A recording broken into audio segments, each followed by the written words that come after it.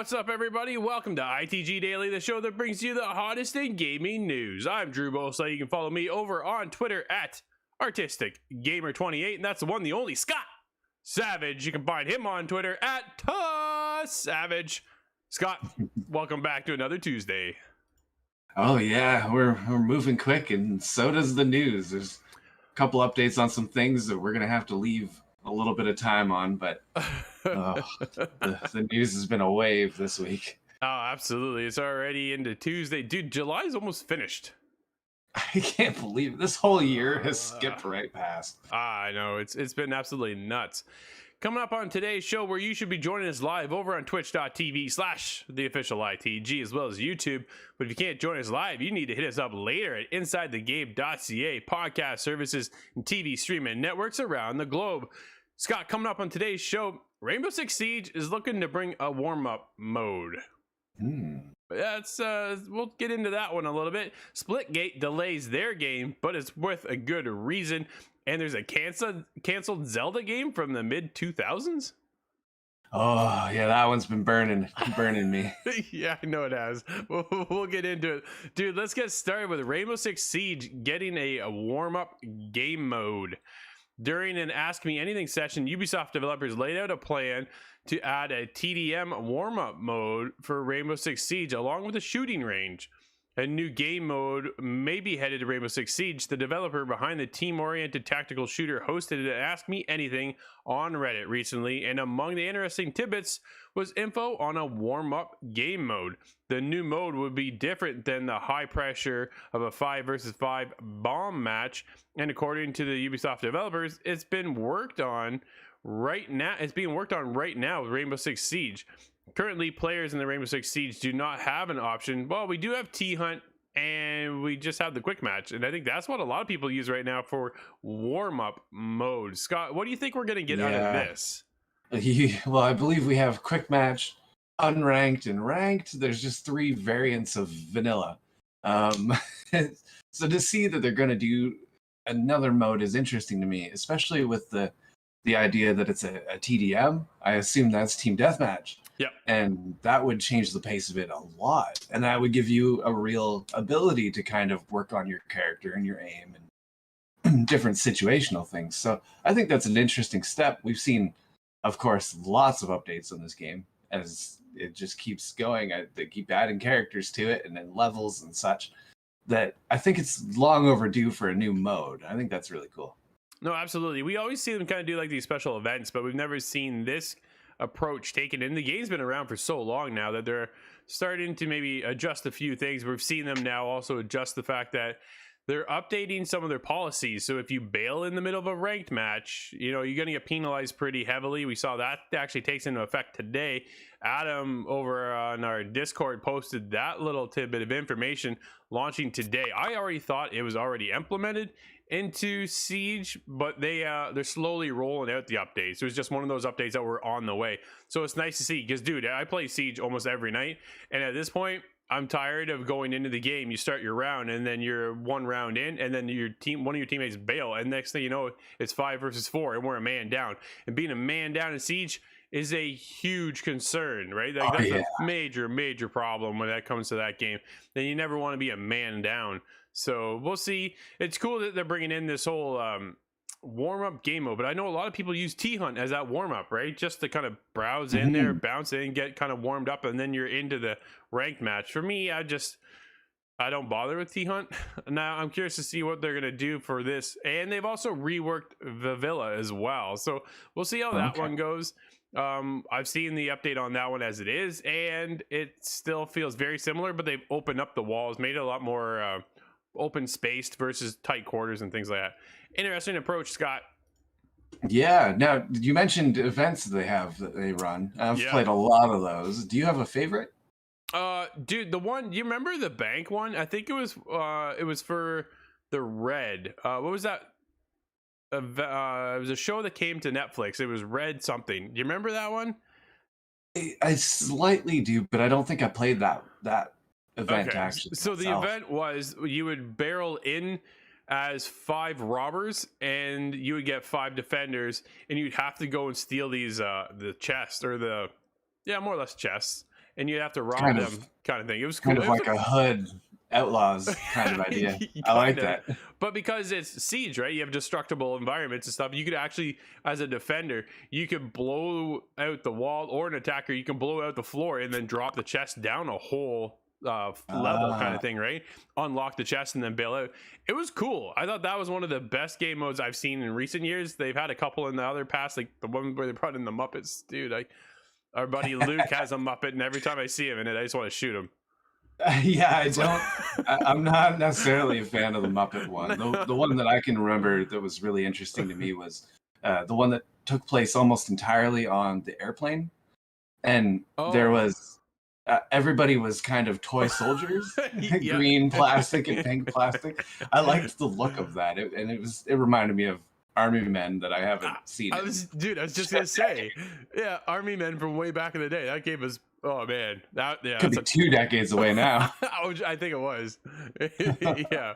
Dude, let's get into more shooters, because 1047 Games delays Splitgate launch into August after 2 million players flooded the servers, and it announces a $10 million round of funding led by human capital as well. So, dude, this is a game I think we need to keep our eye on, first of all. This free Yeah. online portal shooter, Splitgate, will remain in open beta in the next months, as 1047 Games has delayed the game's official launch in the wake of 2 million players downloading the game and flooding the Splitgate servers in the past, ready for this, 14 days. Oh 2 man, that is a million. huge amount of people in 14 days. That is They, absolutely nuts. that's got to be the best reason to delay a game ever, is massive success. Well, that's just it, right? The game's open beta will remain online as the team works to scale server capacity to handle the exceptional growth of the player base. Splitgate was set to officially launch on July 27th across PC, Xbox One, Xbox Series X and S, PlayStation 4, and PlayStation 5, providing a completely overhauled gameplay experience to its veteran PC players and introducing the unique twist of portals to classic arena gameplay available to console players for the first time. 1047 will update the pre-release beta version on Tuesday, which is today, with some of the planned launch content, while 1047 continues increasing their server capacity. Dude, this is a small team of 30 people. Oh wow.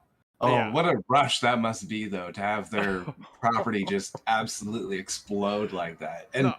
a $10 million funding amount, that's going to buy a lot of servers, but that's Yeah. also going to buy a lot of vehicles for this team.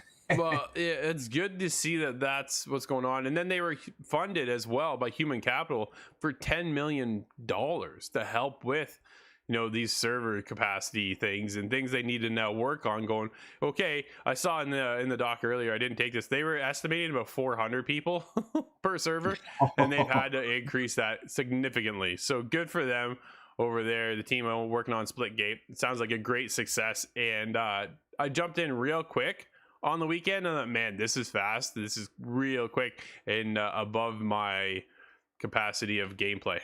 Oh, I like the looks of this one. I remember seeing Dude, the it looks cool. announcement, I believe, and this one caught my eye for sure because, the portals, really. I think that's the Wow, big thing. man. It's going to be a quick, fast shooter, but with portals. My only thought is that Portal 3 is going to have to step up their game now. Yeah, for sure, dude. I did the tutorial, and in the tutorial alone, I put up 2 little portals. I shot a rocket through one portal and it killed somebody on the other portal. It was incredible. I'm like, this could be an absolute blast. There's one I want to I think we can dabble in as a team, but man, this is gonna be some high competitive gameplay going on with this one, and I think there's a lot of potential here with Splitgate, so we should definitely be keeping our eyes on it. Scott, why did you take this one, buddy? This is all yours. All right. Well, information has surfaced that there was actually a Zelda game that was canceled, and that doesn't happen very often, but this Yeah. one was set to be quite unique.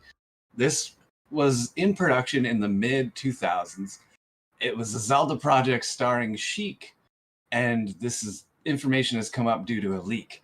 Now, this was actually known about last year, but it's come out again, just kind of making the rounds, presumably with the new Zelda announcements and releases. But there was an interesting project from the developers of Metroid Prime, and that would be Retro Studios. Yep. Now, it was intended to be an action RPG game, which is similar to what we're used to in Zelda, that would star Sheik. And the game's story was actually based around the bad ending of Ocarina of Time. Now, if anybody knows Ocarina of Time's bad ending, that is where the first Link to attempt actually fails. Ganon takes power and it sets the timeline off.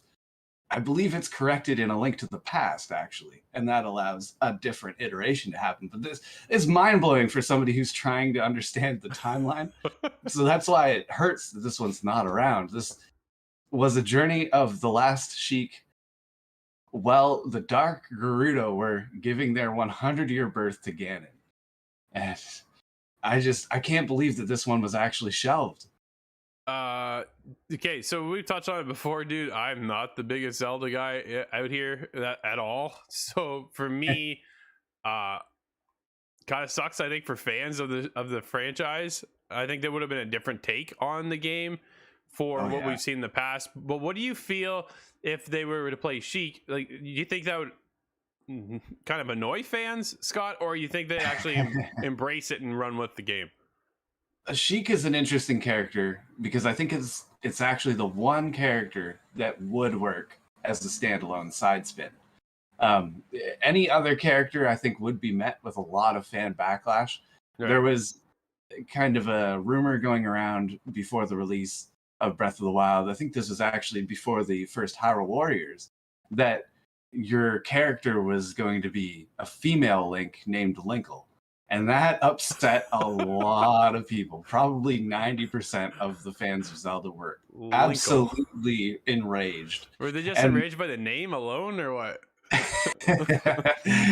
I'm feeling a bit of it now. The Linkle turned out to be a character that was in Hyrule Warriors, totally separate from Link. Link appears in that game as well, so it was not really a replacement like everybody thought. But just that idea did absolutely enrage the fan base. That's weird. Yeah. Huh. Yeah. Linkle. No, I'm glad that didn't happen. Even I wouldn't have liked that one, but that's weird. That's just really weird. Yeah. But I don't know. It sounds like a missed opportunity, though, Scott. Like you say, right? You don't see too many games like coming out of Zelda that are canceled. So yeah, I'm really hoping that because this is coming back around and everybody's seems to be hype on Zelda again all over. I'm hoping that it does become a new project, but that's wishful thinking. It is wishful thinking, but there's a new project going over at Facebook. Facebook's Oculus Quest 2 is experimenting with blending VR and the real world. Facebook's AR glasses are still not a reality yet, but the Oculus Quest 2 could be the stepping stone. Facebook's double ambition is virtual and augmented reality could be meeting in the middle with the Oculus Quest 2. A new developer toolkit for the Quest allows blending the pass-through cameras with VR graphics, enabling mixed reality. Dude, that's a cool step. So right now, first of all, everybody, big shout out to people over on YouTube following us right now, watching this live. Thank you so much, Sledge, Static, and so forth. You guys are awesome. Thank you for hanging out with us over there.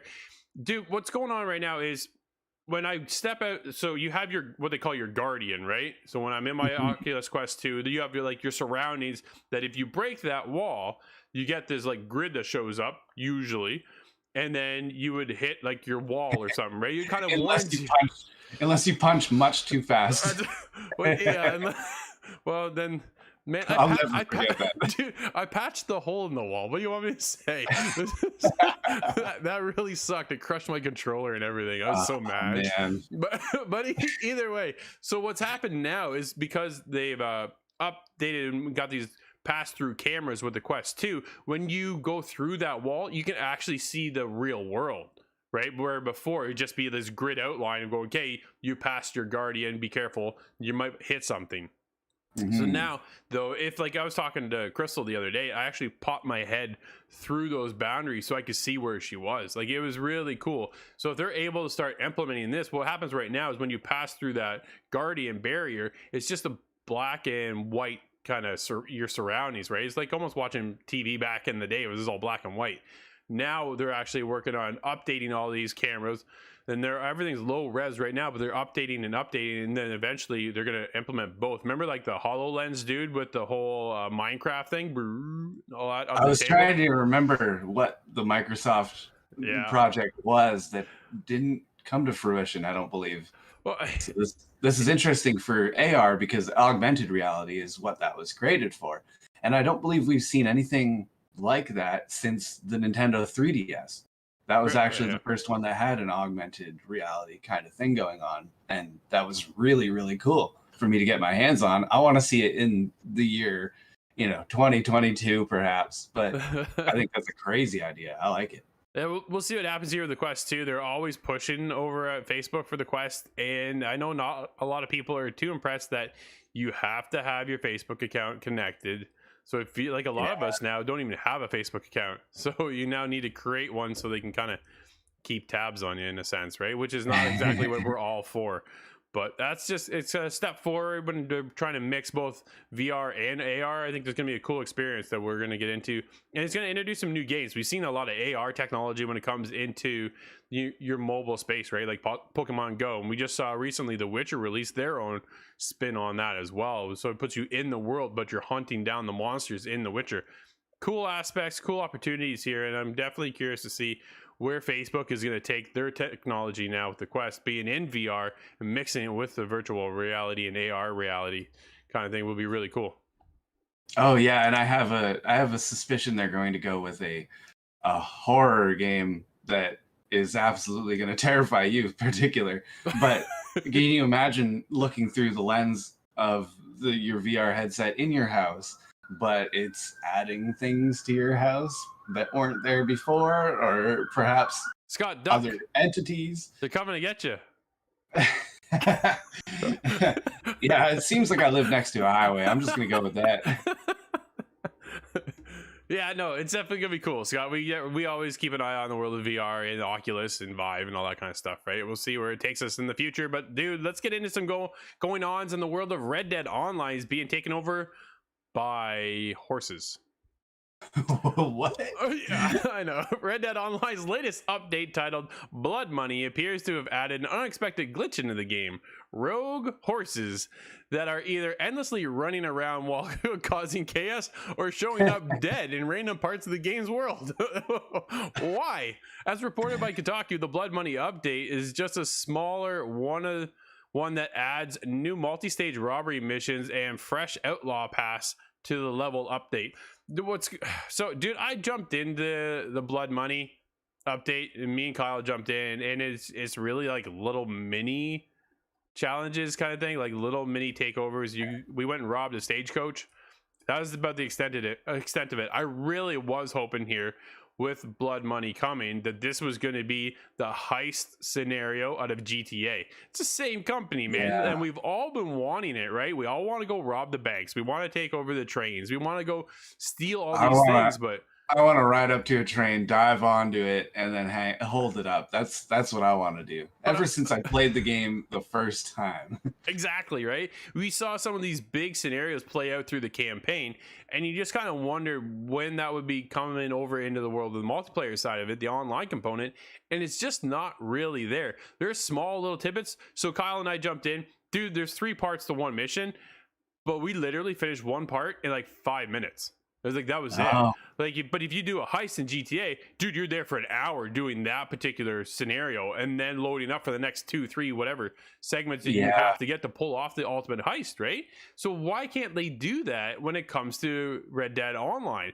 That's what we're waiting for. And I kind of was hoping that that's what Blood Money was, but it's really just like a little mini side quest. It's kind of disappointing.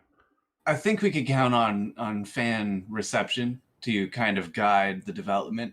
A lot of people, we're not the only ones that are looking for a big heist scenario. No. So I think this will be kind of what spurs that conversation along.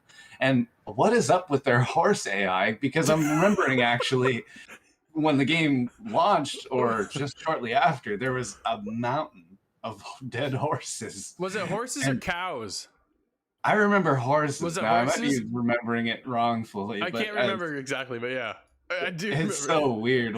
They were all skinned, dude. It was just like a pile of them, man. What a weird, glitchy game sometimes, man. I tell you, Scott, we're getting late in the show like we always do, buddy. But why don't we get into game announcements and releases today? Because there's a few things in here that we need to talk about.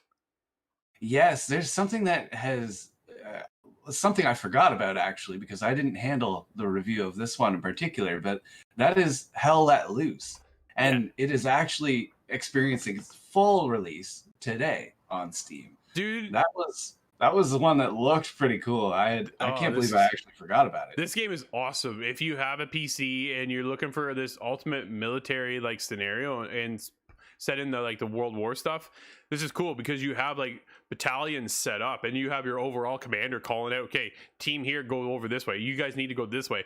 Dude, when you get into it with a whole functioning team that are all communicating, I've never played anything like it. Like, it was incredible. Absolutely loved it, dude. It's really cool. And I know that's kind of the cornerstone of the teamwork. Yeah. And I've seen it. A similar thing happens in Battlefield where one of you can become the general, I believe it's called, and you can kind of direct drops of ammo or gas grenades or whatever onto the map to kind of influence it.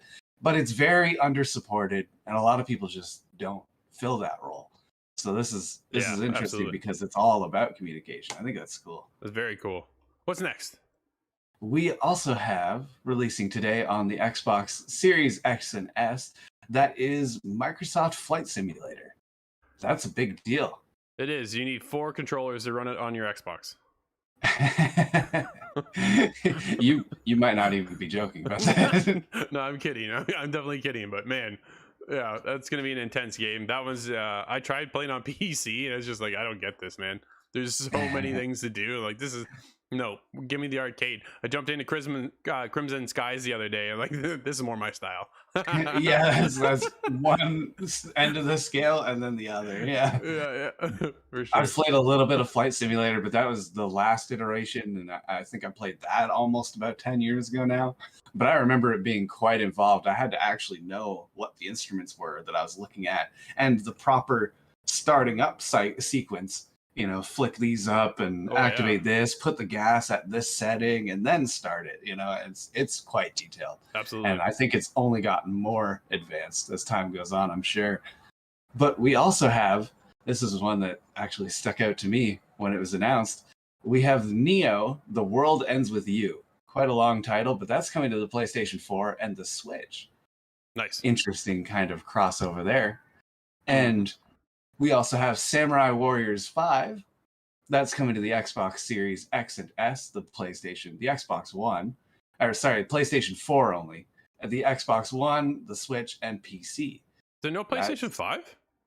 I don't believe so, but that would be a strange omission, considering that Xbox One and Series X and S both have it. I'm not sure why that would be. No, yeah, for sure. This is one that puzzled you at its release. The Great Ace Attorney Chronicles. Yeah. That's coming to PlayStation 4, Switch, and PC. Sure. And that's, I believe, just a mashup of a lot of different Ace Attorney games. Sounds like it to me, yeah. Absolutely. And then we have Tribes of Midgard. And that is releasing on the PlayStation 5, PlayStation 4, and PC today. Dude, I can't wait for this game. So I messaged my brother this morning, yo, you getting this? He goes, I already got it. I'm like, damn. All right, I'm in. Because, dude, this one's going to be a blast. 10-player co-op, right? That's an experience we have yet to kind of enthrall upon. And it's set in the Viking time period. I'm in. I'm in. There wasn't much else you really needed to tell me. So it's Year of the Viking. It really is, though, isn't it? It certainly is. Yeah, there's no denying that. There's a lot going on in the world of the Viking settings all around. But as it is, Scott, that's going to wrap up today's show, everybody. Thank you for hanging out with us over on twitch.tv/theofficial ITG, as well as YouTube. Again, shout out to everybody over there. Ricky, Static, Sludge, everybody hanging out today. It has been a blast. Thank you for chatting. And of course, if you can't join us live, then you definitely need to hit us up later over at InsideTheGame.ca, podcast services, and TV streaming networks around the globe. Until tomorrow, everybody, I'm Drew. That's Scott. And we'll see you inside the game.